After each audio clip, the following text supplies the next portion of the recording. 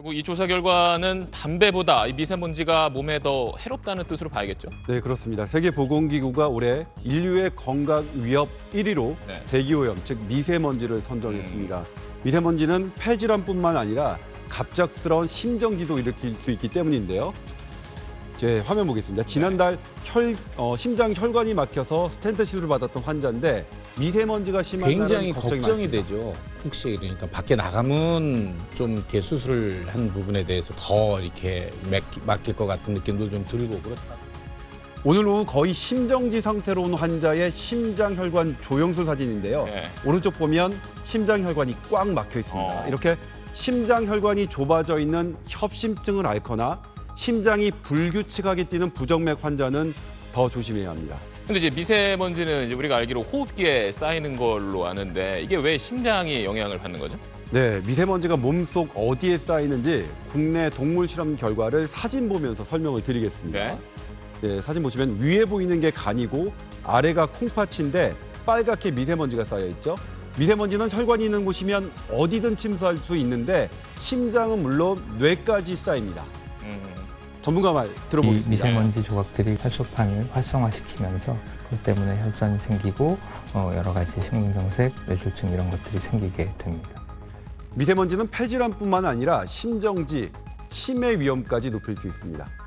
몸에 별거 안 좋다는 뜻인데 근데 이제 저만 해도 잠깐 뭐 밖에 나갈 때는 괜찮겠지 하면서 짧은 시간 나갈 때는 마스크 안 쓰는 경우가 많은데 짧게 이 미세먼지를 맞더라도 몸에 안 좋은 건가요? 네, 그렇습니다. 물론 미세먼지는 오랜 시간 동안 몸속에 많이 쌓일수록 더 해롭겠지만 네. 짧은 시간에도 치명적일 수 있습니다. 아. 사진 보면서 설명드리겠습니다. 네. 5분 만에 저렇게 허파 깊숙한 부위까지 미세먼지가 쌓이는 걸 확인할 수 있는데요.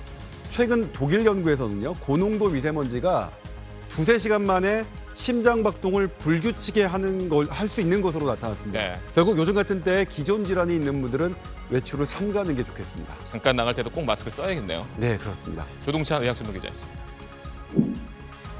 오늘 오후 2시 현재 서울 신설동의 초미세먼지 농도는 72 마이크로그램으로 나쁨 수준입니다. 옆에 있는 지하철역 내부는 어떨까요? 가보겠습니다. 지하 승강장 구역 농도는 55 마이크로그램, 전동차 내부는 62 마이크로그램으로 실내라도 나쁨 수준이긴 마찬가지입니다. 같은 시각 근처에 있는 백화점 지하 매장이나 대형 마트보다 많게는 3배 이상 초미세먼지가 많았습니다. 아무리 스크린 도어가 있어도 먼지가 많은 게 확실히 느껴져서 이용할 때 불편함이 있습니다.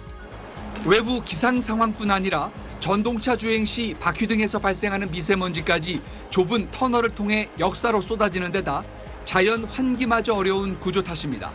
22가지 실내 다중이용 시설을 조사했더니 지하철 역사가 초미세먼지가 가장 심했습니다.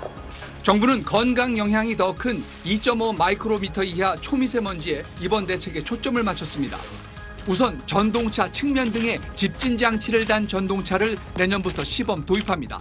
터널에 부유하는 미세먼지를 직접 열차 안으로 유입시켜서 제거되도록 하는 그런 원리가 되겠습니다. 또 지하 역사에 설치된 실시간 측정기를 전동차 내부로도 확대하고 먼지가 많아지면 자동으로 환기 강도를 조절하는 스마트 시스템도 도입하기로 했습니다. 지난 5년간 2천억 원을 들여 지하철 미세먼지를 절반 가까이 줄이는 데까지는 성공했지만 서울 1에서 4호선 등 도심 노후 지하철의 경우 구조상 추가 시설 설치가 어려운 점은 해결해야 할 과제입니다. SBS 장세만입니다. 남산에서 내려다본 서울 도심의 모습입니다. 평소 한눈에 들어오던 여의도 고층 건물과 한강다리가 뿌연 먼지에 자취를 감췄습니다. 미세먼지가 없는 날과 확연히 대비됩니다. 남산에 오른 시민들은 아쉬움 속에 발길을 돌렸습니다. 아니 잘 안 보여요.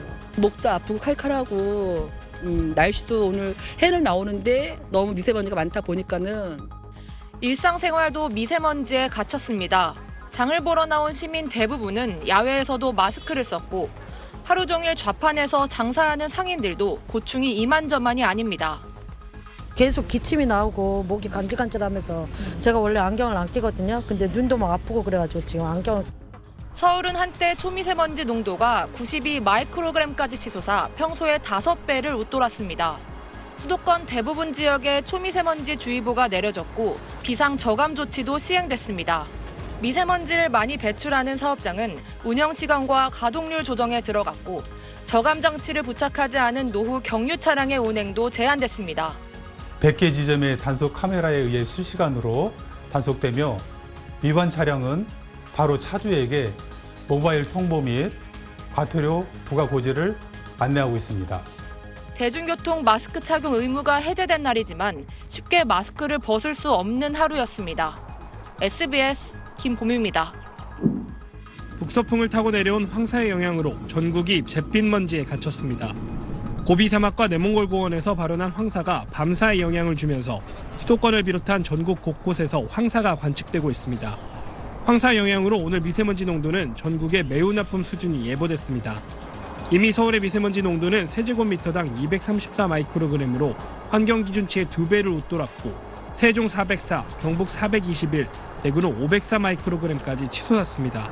서울을 포함한 수도권과 중부지방, 경북엔 미세먼지 경보가, 그 밖에 전국엔 미세먼지 주의보가 내려졌습니다. 환경부도 전국 17개 시도에 황사위기경보 관심 단계를 발령했습니다. 또 노약자나 호흡기 질환자는 외출을 자제할 것을 당부했습니다. 이번 황사는 대기가 정체하면서 오늘과 내일까지 전국이 종일 황사의 영향권에 갇힐 것으로 보입니다. 한편 북서쪽에서 내려온 찬 공기의 영향으로 아침 기온은 어제보다 5도에서 12도가량 낮겠습니다.